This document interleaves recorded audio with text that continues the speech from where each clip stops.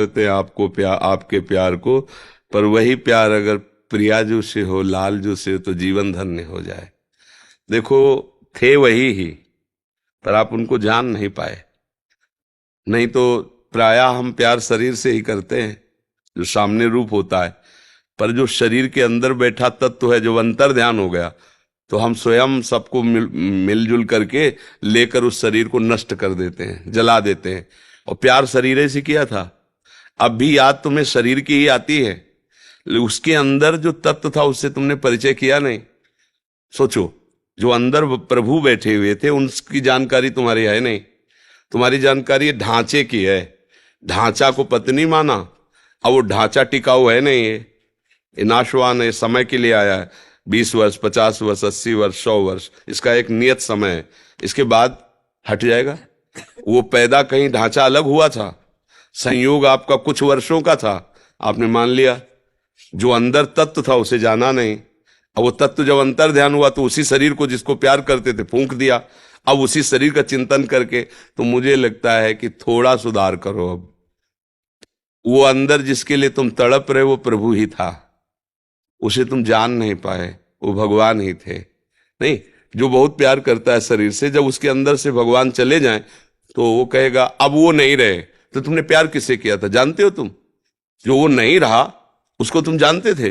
नहीं जानते थे। तो जिसको जानते तो सामने अब करो ना प्यार। बोले नहीं, अब वो नहीं रहा, इसलिए इसको हटा दो। मतलब तुम अनजाने में भी भगवान से प्यार कर रहे थे। सबके अंदर बिजली जो है ना, वो भगवान ही है। ये जो चैतन्यता है ना, हंसना, खेलना, बोलना, प्यार, दुलार, ये भगवान है अंदर, उन्हीं का पावर है। और वो अंतर ध्यान हो गए तो कितना भी सुंदर प्यारा शरीर हो, आग लगा दी जाती है, गाड़ दिया जाता है या फेंक दिया जाता है। कोई महत्व नहीं रखा जाता। समझो, तुम जिसके लिए रो रहे हो वो शरीर था, परमात्मा के लिए नहीं रो रहे हो, क्योंकि उसके लिए रोते तो प्रश्न खत्म हो जाता, निहाल हो जाते।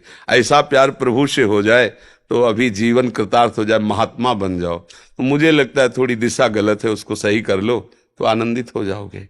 क्यों भाई? आप सोचो, तुम्हारी अगर होती तो तुम्हारे पास से क्यों जाती? तुम इतना प्यार कर रहे हो, क्यों जाती?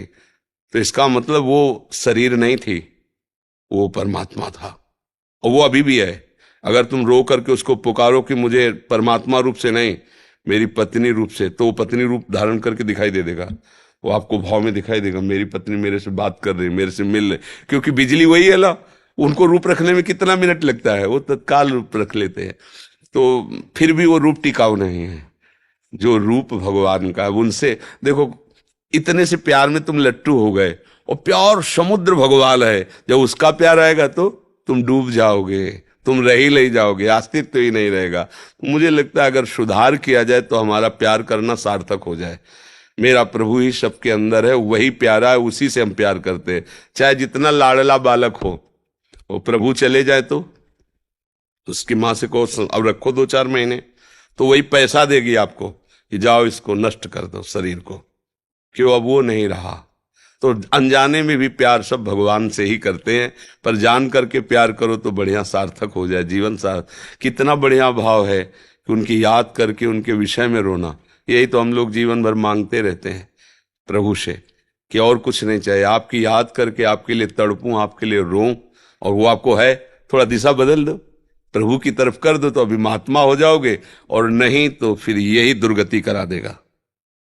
मृग का चिंतन करते हुए मरे तो अगला जन्म मृग बने ना, स्त्री का चिंतन करते हुए मरोगे तो स्त्री तो मिलेगी नहीं, तुम खुद स्त्री बनोगे और फिर फंसोगे किसी पुरुष शरीर में। यही तो क्रम चल रहा है।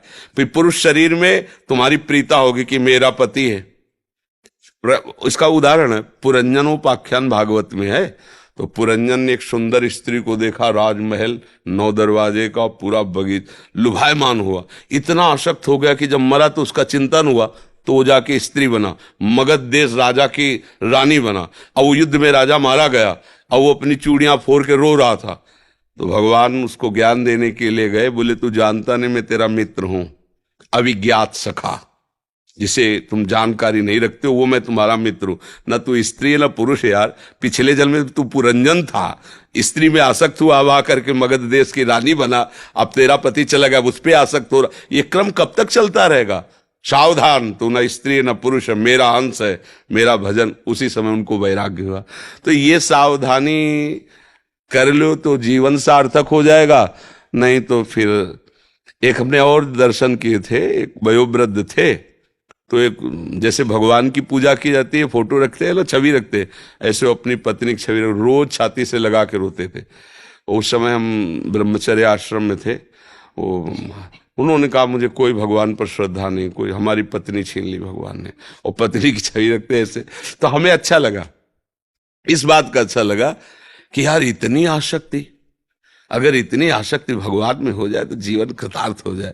हम उससे उदाहरण लिया कि हमको इतनी ही आसक्ति भगवान पे करनी जैसे पत्नी में की है, कि उनकी बात आते ही हृदय आह भर जाए, मेरे प्रीतम, मेरे प्यारे, मेरे जीवन धन। तो ये मन है, देखो फंस गया ना। एक धनुर्दास जी नाम के महान संत हुए हैं, वो अपनी पत्नी में इतने आसक्त थे कि एक क्षण के लिए भी उससे अलग नहीं होते थे। तो जैसे बाजार में सामान लाने जाना हो तो अकेले जा नहीं सकते थे, क्योंकि वो अलग नहीं हो सकते थे। पत्नी जाती थी बाजार में सामान लाने, और वो धूप ना लगे इसलिए छाता लगा कैसे बैक चलते थे। वो ऐसे चल रही तो वो बैक पीछे। और आचार्य चरण के जो शिष्यजन थे, वो किसी सेवा के हेतु गए थे, उन्होंने दृश्य देखा कि सब लोग मजाक उड़ा रहे थे। ऐसे व्यक्ति का मजाक होता है ना, लेकिन उसको कोई परवाह नहीं थी, अपनी पत्नी में एकटक लगाए हुए दृष्टि, छाता लगाए हुए ऐसे चल रहा। उन्होंने जाके बताया कि एक हमने ऐसे स्त्री आसक्त पुरुष को देखा ऐसे। तो वाह, ऐसा प्रेमी, मैं दर्शन करूंगा ऐसे प्रेमी के। क्योंकि सब जगह से समिट कर एक जगह आ गया ना, अब एक जगह से मोड़ने में क्या देर लगेगी।